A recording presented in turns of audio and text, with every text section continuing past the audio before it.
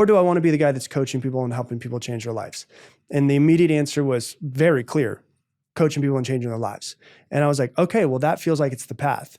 And then immediately comes up is all kinds of fear, because I don't know what I'm doing. But the fear of being in the exact same position, working the same job, maybe making a little bit more money, doing this for every day until the day I die, was terrifying for me. And I was like, well, then this path of the unknown isn't as scary.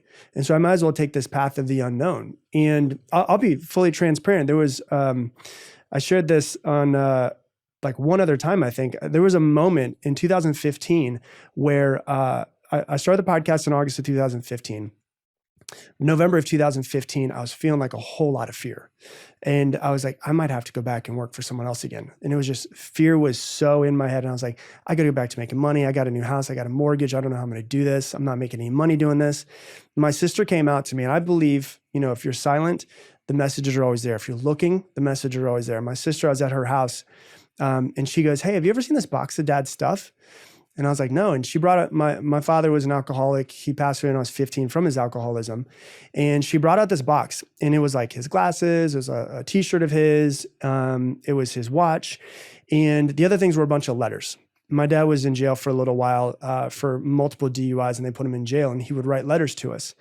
And he wrote a letter to my sister on her 19th birthday. And I was reading this, 2015. So he would have wrote it to her in 1999. And the very last line was, I hope you live your life with courage, love, and laughter. And I read it, and it was like the universe warped. And I was like, oh, he wrote this for me. Like, there was a moment where I was like, he wrote this to my sister, but the universe is giving me this message through my dad because I need to hear this right now. Because I'm in so much fear. And the very first line is courage. Live your life with courage, love, and laughter. And I was like, I got to commit. Like this has to be the thing. I've got to make a decision. And when you look at the root word of decision, it's decadere, which means to cut off. I'm going to cut off all other options.